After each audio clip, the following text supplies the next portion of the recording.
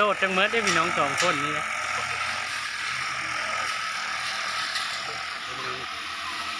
ห้อยตะเก้าตะแก้ปื้ม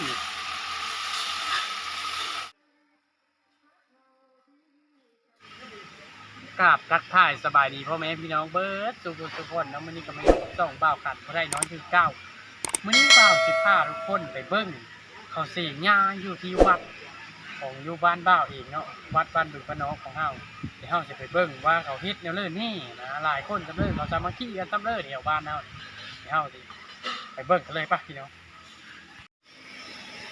นี่พี่น้องอันนี้ก็คือ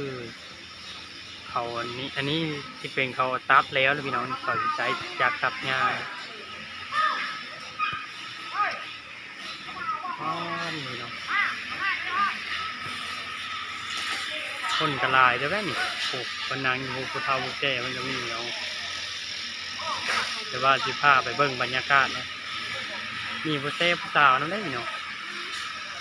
ไปเบิ่งนะพี่น้องนะพี่น้องอันนี้เป็นสาวบ้านบึงของห้าวนี่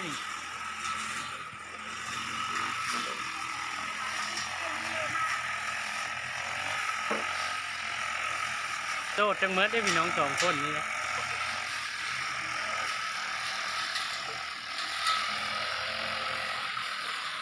ผู้ตัดก็มีพี่น้องผู้ฮุกจังผู้ตัดซอยเดียวได้พี่น้อง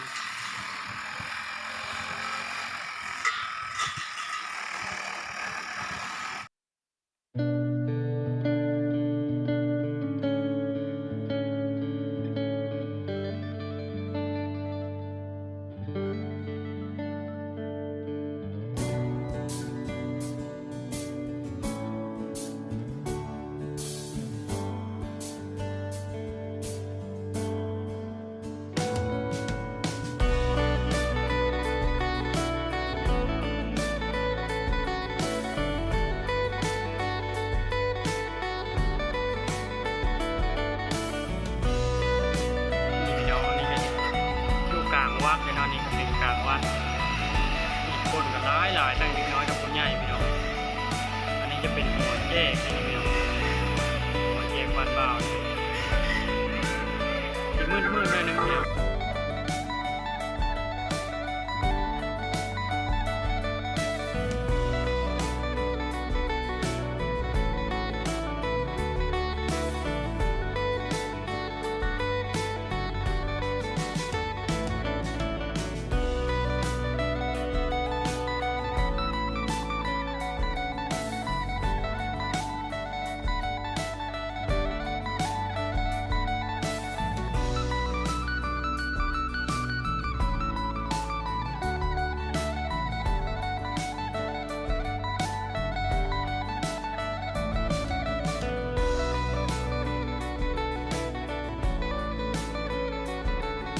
พี่น้องนี่จะเป็นข้างหน้าสิบพี่น้อง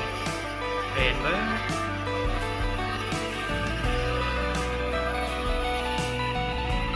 นี่พี่น้องพ่นกระชีได้ลายเนี่ยพี่น้อง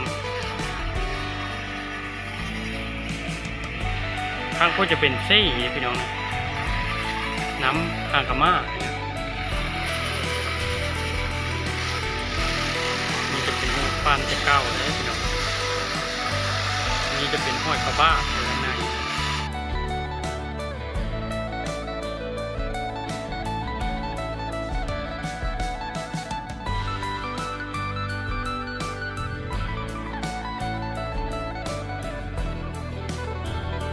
นี่พี่น้องอันนี้จะเป็นเศร้าบ้านเป็นนัง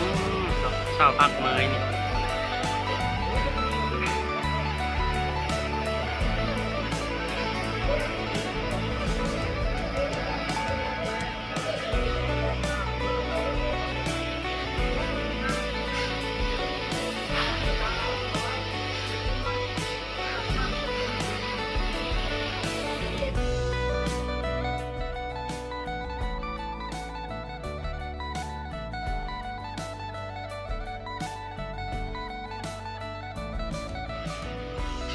นี่น้องเป็นตัดนี่เป็นเบิร์ดนี่จะเป็นชิมได้พี่น้องตัดหอมชิมเป็นมัน น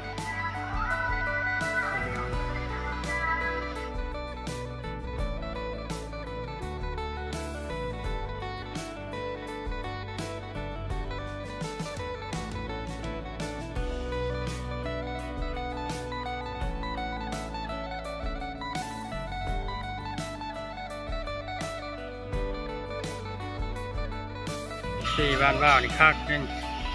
วัดนี่ติดอยู่กับเซ่นี่พี่น้องนี่คักมาคักนี่